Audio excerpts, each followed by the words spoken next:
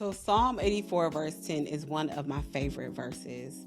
It says, "For a day in your courts is better than 1,000 elsewhere." But this psalm also talks about the valley of Baca, which is the valley of weeping, that God turns into a place of springs. If you are walking through a valley of tears right now, this psalm is for you. Hey there, family, it's Rachel here, and we are continuing our journey through the book of Psalm, and today we are reading Psalm chapter 84.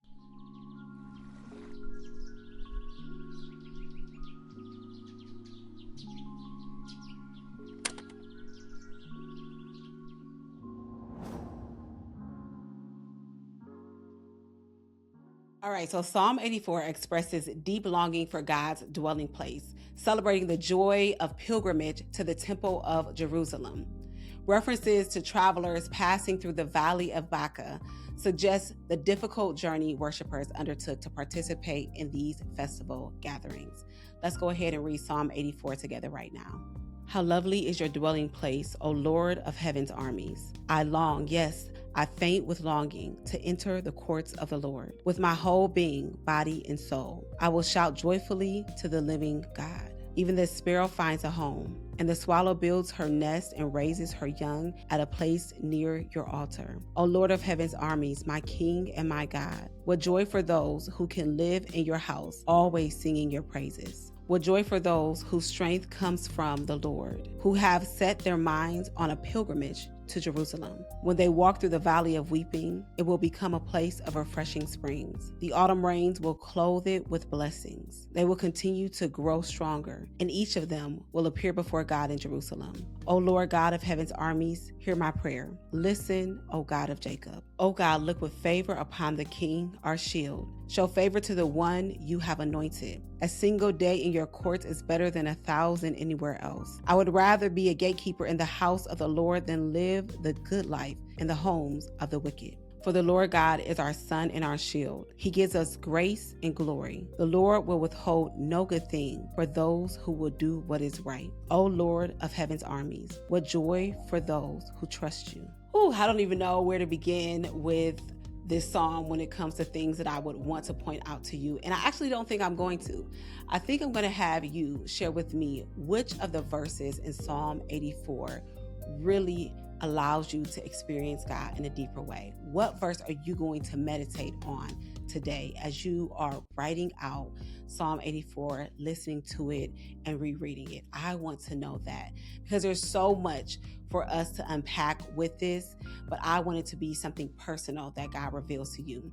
Now, I do want to mention that this psalm was written by the descendants of Kora. So this wasn't Asaph or David. This was the descendants of Kora. And whenever I read something that the descendants of Kora wrote, I always go back to the moment that could have gone completely differently, because Kora led a rebellion against Moses and Aaron.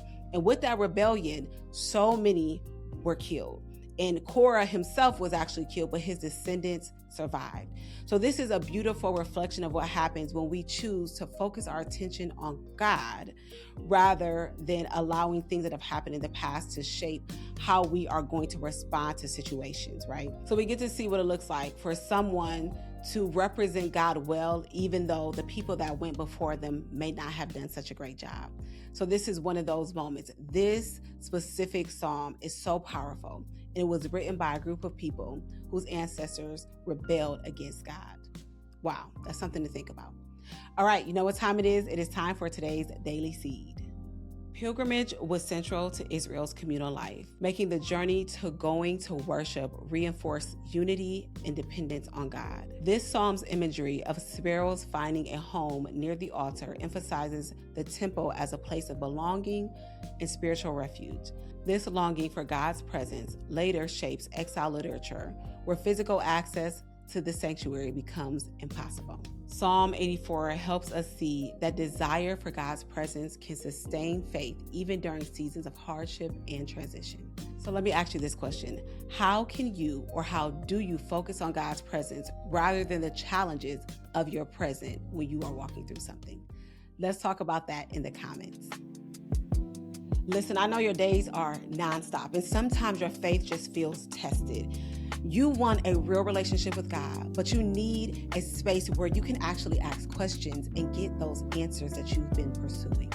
Well, inside our Deeper Roots community, we provide the tools like context checks, exclusive podcasts, short audio teachings, resources to help you stay consistent even when life is kind of chaotic. So it's time for you to go from just reading the word to truly living it. Join me at wordandseed.com/community and get rooted. And as a reminder, after watching today's video, I want you to grab your Summer in the Psalms journal, spend about 15-20 minutes reading the text in the journal again, then listen to it on the YouVersion Bible plan, and then write it down in your own writing. All of this in different translations. This process is going to help it to stick as you meditate on the word throughout the day today. And as always, time with God is time you will never regret spending. I will see you in Psalm chapter 85.